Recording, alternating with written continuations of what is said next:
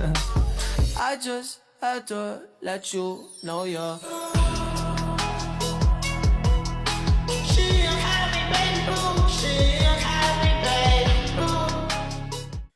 Good day everyone! So today, gagawa tayo ng A-frame. So ano nga ba ang A-frame? Ang A-frame may isang kasangkapan kung saan ginagamit ito sa agroforestry upang masukat ang pantay na bahagi ng lupa, lalo na sa mga paborol o palihis na lugar. Ang hugis letrang A na ito ay may tali dahil di kami gumamit ng tali, ang ginamit namin is level bar. Ilalagay yun sa gitna upang malaman kung pantay ang lupa. Ginagamit ang A-frame sa paggawa ng contour lines o gabay sa tamang pagtatanim ng mga puno at halaman. Sa paggamit nito, inilalagay ang A-frame sa lupa at tinitingnan kung nasa gitna ang panukat.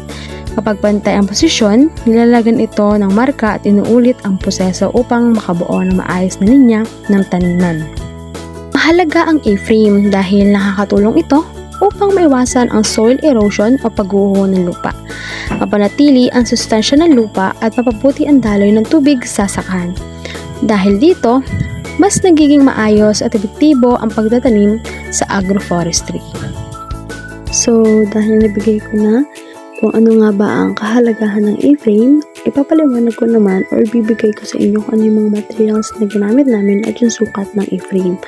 So, dun sa paan ng A-frame namin, sinukat namin siya ng 1.5 meters at yung sa gitna ng A-frame, yung pinaglagyan ng level bar is 1 meter siya. Ang mga ginamit naming materials is metro, pako, martilyo, level bar, kahoy, at saka lagari. At yun na nga po, pagkatapos namin sukatin ni Miss Hamor yung A-frame namin is pinakuan naman po siya ni Miss Gubaton. Dinabli po namin ng pako kasi nangangalas po siya. Yan. Inulit po namin yung pagtali ng aming level bar kasi luag po siya. Inulit po ng tali ni Miss Hamor. Yan. Tapos papakita po namin yung aming montage ng A-frame. Tcharam! Huwag yun napansinin yung background guys ha. Makalat kasi.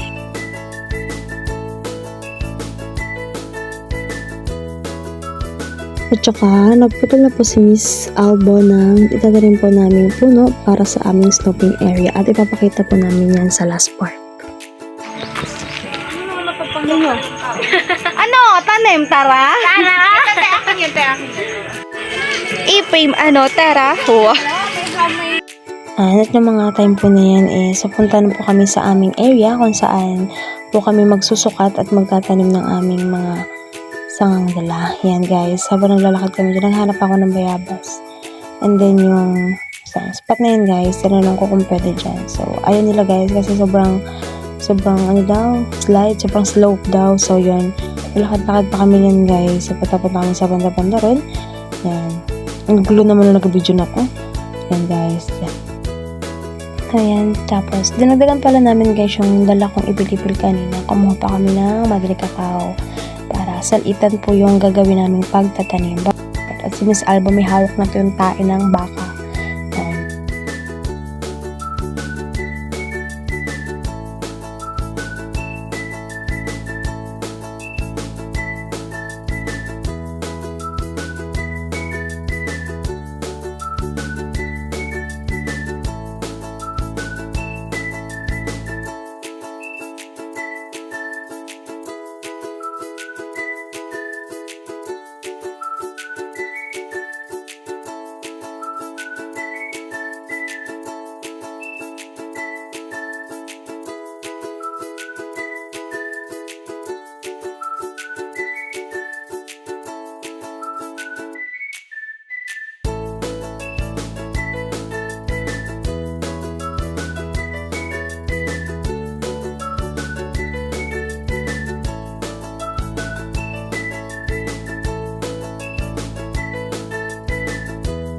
Nung matapos na po yung aming pagtanim, ito na po yung aming ginawa. Yan guys. So, salitan po yung pagtanim namin dyan. Is kakawate, ipil-ipil, kakawate, ipil-ipil. Thank you guys for watching. I just had to let you know you're.